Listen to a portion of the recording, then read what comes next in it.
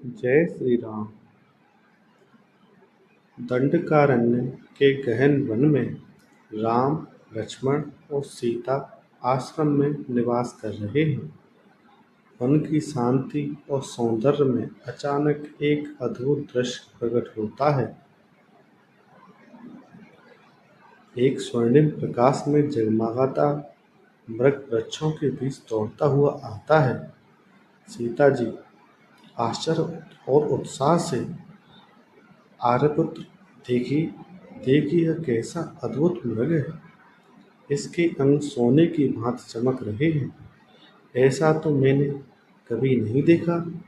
यदि यह हमें मिल जाए तो हमारा आश्रम मानो स्वर्ग तुल्य हो जाएगा।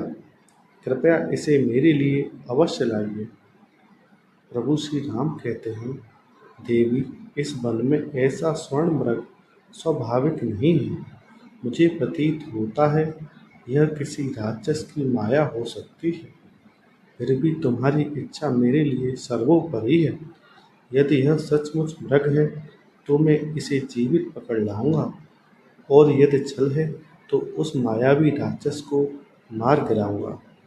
सीता जी कहती हैं, नाथ, यदि यह सच्चा मृग है तो यह मुझे अत्यंत प्रिय होगा, और यदि छल भी है तो आपके बलवीर के सामने कौन टिक सकता है।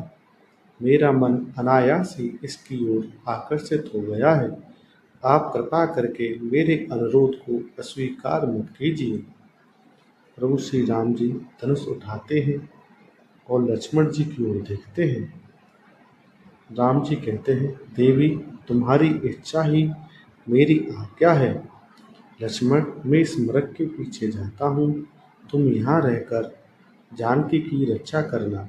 मैं शीघ्र ही लौट आऊँगा। राम मृग की ओर प्रस्थान करते हैं और सीता जी मृग को निहारती रह जाती हैं। इस प्रकार सीता जी के आग्रह पर प्रभु श्री राम सोने के मृग का पीछा करने वन में निकल पड़े।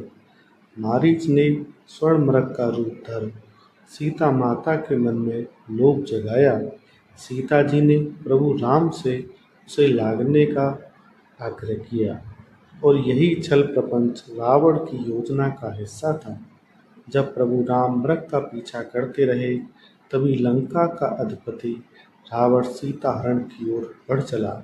परंतु यही घटना आगे चलकर रामायण की कथा का निर्णायक मोड़ बनती है, क्योंकि वह मृग कोई साधारण जीव नहीं बल्कि मायावी राक्षस मारीच था।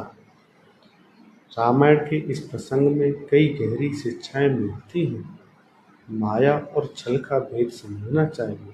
सोने का मृग देखने में आकर्षक था, पर वास्तव में वह धोखे का जाल था।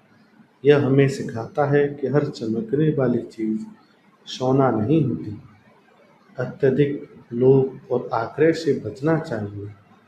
माता सीता के आग्रह ने परिस्थितियां बदल दी। जीवन में किसी भी चीज की जिद या मोह हमें कभी भी संकट में डाल सकती है। जय श्री राम।